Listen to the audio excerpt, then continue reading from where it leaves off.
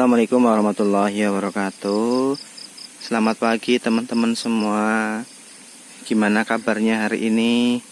Semoga kita semua selalu diberikan kesehatan, kebahagiaan. Semoga kita juga di awal tahun 2022 ini mendapatkan keberkahan, umur yang berkah, rezeki yang berlimpah. Semoga keluarga-keluarga kita diberikan kesehatan. Amin ya Allah. Teman-teman, ya ini saya lagi di belakang rumah ya. Karena di belakang rumah adalah sawah-sawah, jadi kita main ke sini. Ya, kita mau membahas atau mau coba menjelaskan tentang bisnis anggur, kira-kira bagaimana di tahun 2022 ini ya teman-teman. Selama kurun waktu 2 tahun lebih ini, ternyata harga bibit anggur itu masih standar ya, kisaran 125.000, umur bibit 3 bulan, panjang 40 sampai 1 meter ya. Itu ternyata dari para senior-senior kita yang sudah merumuskan, yang sudah mendiskusikan harga tersebut ya. Jadi tidak boleh turun dari itu. Kalau turun ya memang itu personal saja ya. Jadi untuk itu bibit anggur ini masih harganya masih stabil ya. Ya kisaran segitu ya teman-teman. Termasuk masih relatif bagus ya menurut saya. Kenapa? Dibandingkan dengan bibit-bibit yang lain ya. 125 itu sudah lumayan harganya ya bilang mahal gitu ya. Dibilang mahal. Tapi kalau teman-teman sudah menggeluti anggur, sudah tahu susahnya anggur gitu ya, teman-teman pasti akan merasakan bahwa harga segitu itu sepadan dengan hasil jerih payahnya seperti itu. Ya, teman-teman yang sudah biasa grafting alpukat, sudah biasa grafting duren, nanti di anggur akan mengalami kesulitannya sendiri ya teman-teman. Jadi teman-teman yang mau berbisnis anggur sekarang belum terlambat ya. Kenapa sampai 2 tahun ini anggur masih eksis ya, dibandingkan dengan bibit-bibit yang lain hanya biasanya bertahan hanya 1 tahun teman-teman. Teman-teman mungkin yang sudah terbiasa di dunia bibit ya, contoh saya sendiri di waktu itu tahun 2018 ya. 2018 itu bibit bidara itu lagi naik daun ya. Harganya lumayan, penjualannya laris. Artinya apa? Dia cepet banget lakunya ya. Ketika kita menjual di pasaran, bibitnya langsung laku ya, sampai kewalahan untuk membuat bibitnya. Nah, ternyata hanya bertahan sampai 2019 teman-teman. 2019 berganti tren, jadi bibit tin yang naik daun. Ternyata itu juga tidak bisa bertahan lama teman-teman, hanya bertahan sampai tahun 2020. Setelah itu bibit tin mulai turun pamornya, tidak mulai banyak diminati. Meskipun sampai sekarang kedua bibit itu masih banyak yang nyari ya, tapi tidak segencar dulu nyarinya ya. Jadi setiap hari ada saja orang yang nanya seperti itu.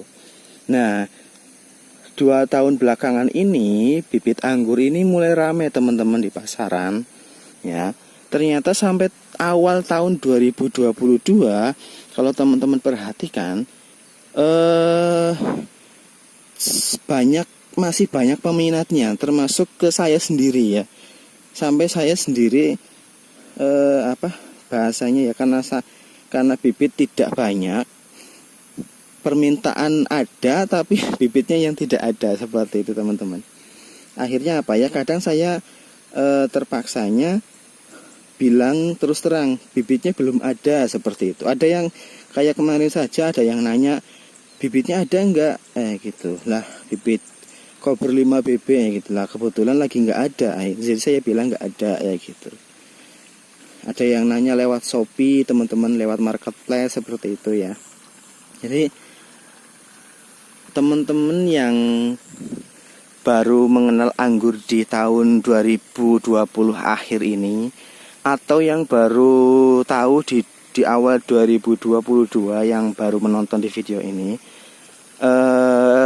ayo kita bareng-bareng majukan anggur di Indonesia. Kita bareng-bareng membuat bibitnya. Insya Allah di tahun 2022 ini bibit anggur masih eksis teman-teman ya.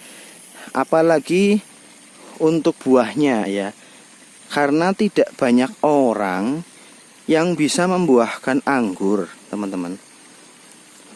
Apalagi untuk membuahkan anggur ini dalam skala besar harus punya ilmunya, harus punya tips dan triksnya teman-teman ya. Orang-orang yang tidak punya lahan, otomatis dia tidak akan bisa membuat kebun anggur ya.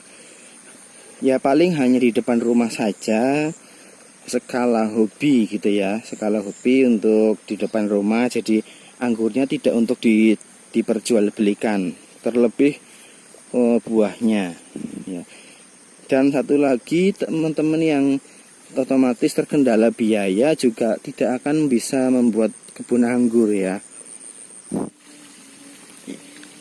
Jadi teman-teman, saya berpendapat di tahun 2022 ini anggur bakal tetap eksis ya. 1 tahun ke depan bisa jadi saya berpendapat beberapa tahun ke depan anggur masih tetap eksis ya. Karena baru beberapa orang yang bisa membuat kebun skala hektar ya. Skala ubin atau sepetak saja itu lumayan susah ya, dari segi biaya dan lahan, seperti itu teman-teman ya. Untuk sekarang, untuk yang impor ya, buahnya itu harganya kisaran 100 sampai 150 ya 1 kilo. Jadi masih lumayan teman-teman, masih sangat bagus harganya. Dan itu di pasaran masih segitu harganya sampai sekarang ya, tidak turun sama sekali. Untuk batang anggur juga masih sama. Batang anggur itu per satuan itu ada yang khususnya impor, ada yang 25.000 ya, ada yang sekarang sudah 10.000, 5.000 ada ya.